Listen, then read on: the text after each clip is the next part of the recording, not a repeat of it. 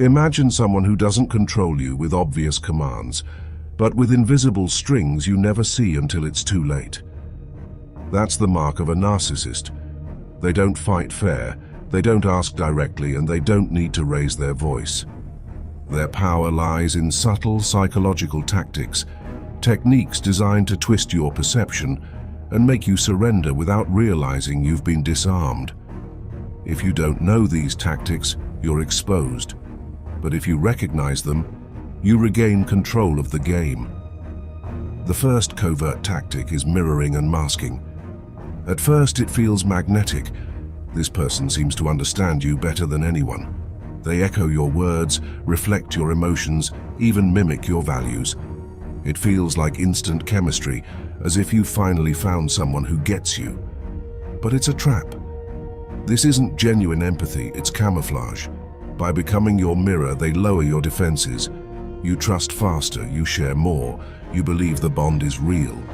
That's when they take the lead, using the information you gave them to shape and manipulate your decisions. The power lies not in their authenticity, but in their ability to weaponize your own reflection against you. The second tactic is intermittent reinforcement. This is one of the most powerful psychological weapons because it plays directly on your brain's reward system. They don't shower you with affection all the time, only in fragments. One day it's praise, warmth, and validation. The next it's coldness, withdrawal, or criticism. This cycle creates dependency. You don't love them. You crave their approval like a drug. You start chasing the high of their affection, doing more and more to earn it back. The unpredictability makes you addicted because your brain keeps asking, when will the reward come again? Narcissists understand this on an instinctive level. Keep you guessing, keep you hooked. The third tactic is manufactured guilt. Here's how it works. They exaggerate everything they've done for you while minimizing what they've taken. They frame themselves as the giver, the martyr, the one who sacrificed. And every time you resist or try to pull away, they activate the hook. After everything I did for you, this is how you treat me. That phrase can drag someone back into a toxic loop even when they're ready to leave. Because guilt doesn't just question your choices, it questions your morality. And narcissists know that if they can make you feel like the villain, they'll always remain the victim, keeping you trapped in an endless cycle of repayment. These are only the first three tactics, but already you can see the pattern. Covert manipulation doesn't scream, it whispers. It hides behind affection, behind guilt, behind the illusion of connection. And the deeper you're drawn in, the harder it becomes to see the game for what it really is. The fourth tactic is triangulation. This is one of the narcissist's sharpest weapons, and it works because it doesn't just target you, it pulls in a third party. The narcissist casually brings someone else into the dynamic, whether it's an ex, a co-worker, even a stranger. They might say, "She never complained like you do," or "He understands me in ways you don't." With a single sentence, they create a comparison. Suddenly, you're no longer standing alone in the relationship, you're being measured against an invisible rival. The effect is devastating. Jealousy, insecurity, and constant competition for their validation. But here's the cruel genius. While you're consumed with proving yourself, your attention shifts away from their flaws.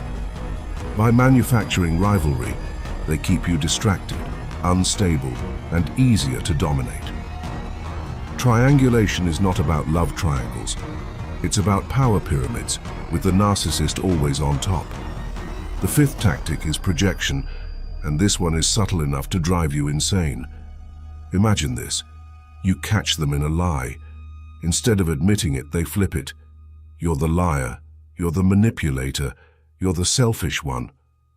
They hurl accusations that describe themselves perfectly. This isn't random, it's strategy. Projection works by putting you on the defensive.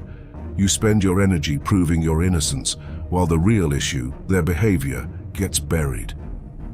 Over time, this erodes your sense of reality. You start doubting yourself. Maybe I did overreact. Maybe I am the problem. That's the goal. A confused mind is a controlled mind. And once you accept their version of events, they own the narrative and you play the role they assign you. The sixth tactic is the silent treatment. Don't mistake it for childish sulking. In the narcissist's hands, silence is a calculated weapon. They withdraw, vanish, or shut down communication completely. Hours, days, sometimes weeks of emptiness. The silence is not absence. It's presence disguised as absence. It creates anxiety, desperation, and a deep craving for reconnection. And here's the brutal part. You end up apologizing, begging, surrendering, just to make the void stop, even when you've done nothing wrong. That is control. The silent treatment is not passive. It's domination through withdrawal. It's punishment that forces you to prove your loyalty, to bend, to submit. Now let's step back. Look at the system as a whole. Mirroring, intermittent reinforcement, guilt, triangulation, projection, and silence. These are not isolated tricks, they're gears in a larger machine of control. Mirroring lowers your guard, intermittent reinforcement hooks you like a drug, guilt chains you to obligation, triangulation keeps you insecure, projection destabilizes your sense of truth, and silence forces compliance. Together, they create a cycle, a loop designed to keep you trapped. And here's the darkest truth. This cycle doesn't always feel like manipulation. It often feels like love, like passion, like intensity. That's why it's so effective. The victim mistakes chaos for chemistry, control for care. Think of it like this. The narcissist is playing chess while you're playing checkers. Every move is deliberate. Every tactic is about power, not connection. And unless you recognize the board you're on, you'll always be 2 steps behind. But awareness changes everything. Once you see the pattern, the illusion cracks. The fake hero is revealed. The comparisons lose their sting. The guilt no longer sticks. You realize silence isn't your punishment. It's their weakness. And in that moment, the control shifts.